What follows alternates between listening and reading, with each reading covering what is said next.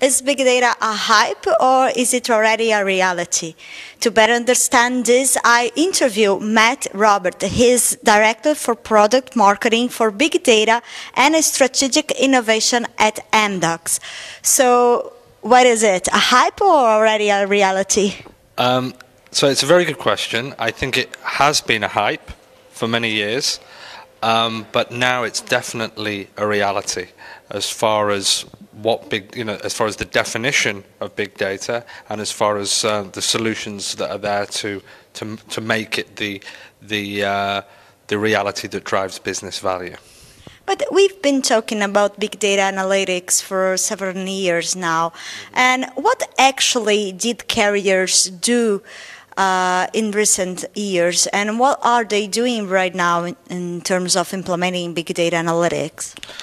So I think one of the things, big data and analytics has been talked about for a long time, but I think there's been several misperceptions or different interpretations of what it actually does. So one of the misperceptions about big data, that it was all about reselling customer data and monetizing customer data. Well, actually, service providers are now embracing big data for three reasons. One, to improve efficiencies and reduce costs. Two, to improve the customer experience and net promoter score. And three, to improve their marketing and increase revenues through more effective marketing. So I think we've moved now to a much more standardized general perception of what big data can do for service providers, where in the past it had different connotations depending on who you spoke with. But when we talk about implementing big data solutions for IT people in the telecom industry, and my impression is that they already have to deal with a lot of legacy and a lot of systems, and now you were talking just to put something a layer above all of them. So how difficult it is, and what can they do, because they still have to deal with the legacy while they need to keep innovating?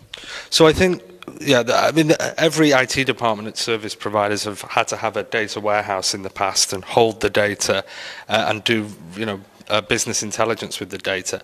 But now what we're seeing is, because of the magnitude of data that's being generated, those legacy data warehouses can't scale efficiently to cope with that volume of data. So they need to move to more cost-effective, more voluminous storage technologies like Hadoop, for example, and there's a number of open source technologies to support this. Actually, it's called moving to a data lake environment now, so being able to cap the spend in the existing data warehouse and start migrating all that data into the more cost-efficient, high-volume technologies. And what can we expect for new future in terms of bringing new solutions, new developments from the insights from big data? Well, that's good. I think you can see this in the Amdocs portfolio. In 12 months, we've grown our analytics suite hugely from where, and what we're doing is the more and more problems that are being solved using analytics generates another application.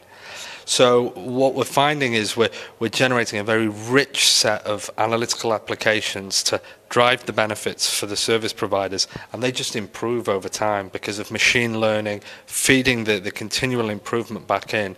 So the things can only get even better as far as the richness of the analytics is concerned. And my last question regards the people and the capacity, because I've heard from all big data providers that we face a lack of data scientists. Did the industry solve this problem already? In what stage are we today? It's a very good question. There's still a lack of telecommunications specific data scientists out there, for sure.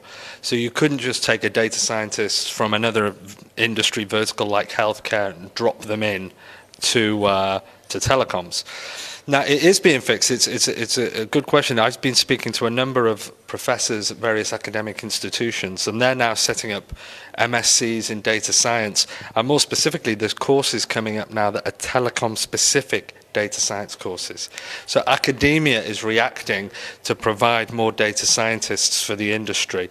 So whilst it's a deficit right now and there's still a shortage, I think that's being fulfilled by academia and more people getting involved with data science. Thank you very much. You're welcome. My name is Roberta Prescott, and follow up at rcrwireless.com.